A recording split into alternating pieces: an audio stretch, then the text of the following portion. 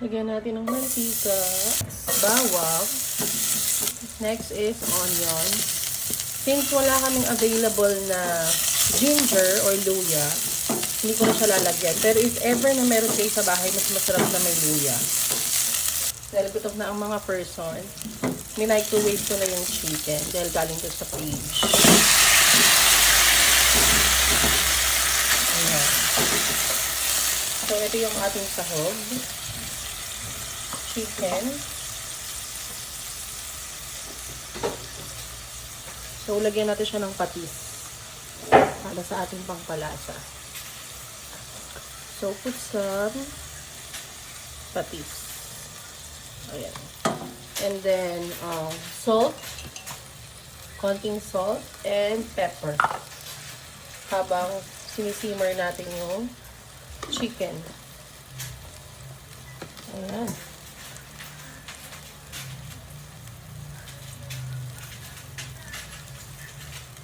Marami talaga akong maglagay ng pepper pag nagluluto. So, ayan. So, isimmer lang natin siya hanggang sa maluto yung chicken and then lalagyan natin siya ng water. And ilagay na rin na pala natin yung chicken cubes.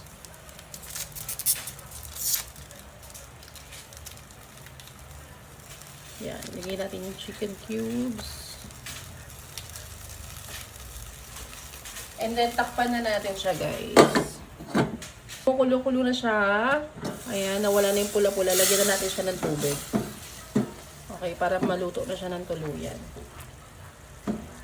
So, lagyan natin ng water. Ayan. Lagyan pa natin. Lagyan pa natin ng water. Ayan. Para kumulo-kulo na siya. Mabilis lang itong maluluto kasi chicken lang yan. Ito yung natira sa hindi ko kasi inubos lahat yung chicken wings nung gumawa tayo ng flavored wings. So, ayan, kumukulo-kulo na siya. Pwede na natin ilagay dito yung sotanghon. Pero tikman muna natin, guys. Kung okay na yung lasa. Pero mas masarap talaga to guys, kung may luya. Pero since wala nga tayong available na luya, hindi ko na nilagyan. Oh my God. Bakit ang sarap ko magluto? Yung kung ano na yung nilagay ko nung una, yun na yun, guys. Para siyang tinola lang. Tapos lagyan natin siya ng sotanghon. Pero nga masarap kasi kung may luya talaga.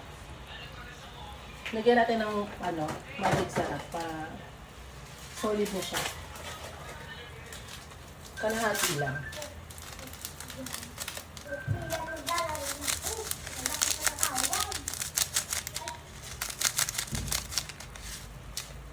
Kahati lang lagay natin. Ayan, luto na. Lalagay lang natin yung sotanghon dito. And lagay natin ng sotanghon.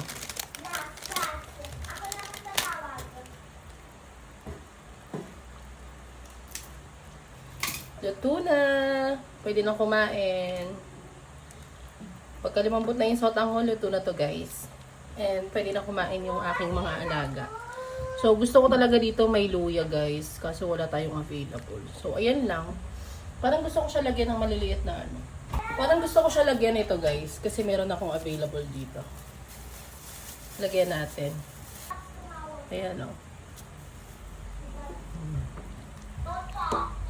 Wow! It's yummy! So, ito na yung ating basic na sotanghon. Chicken sotanghon.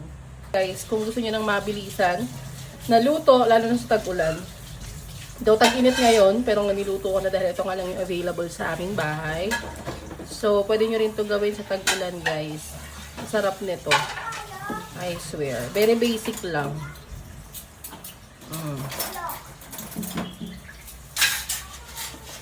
Siyempre, as a housewife, kailangan marunong tayo mag-budget kung ano lang ang meron dito sa bahay. Kailangan marunong tayong mag-repoke. So, ayun lang. Luto na yan, guys.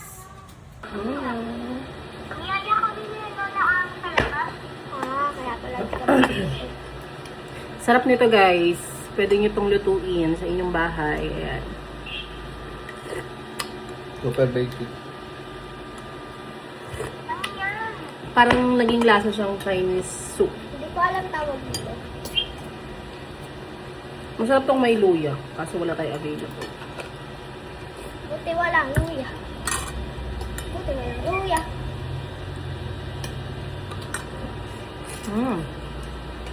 Sarap. Tingnan mo yung asawa ko. Ang dami pang laman yan. Mga sandok na.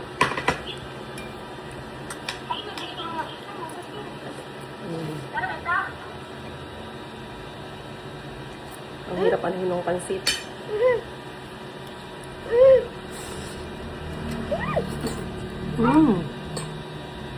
Sarap guys. Mga ante, try nyo na to. Sarap.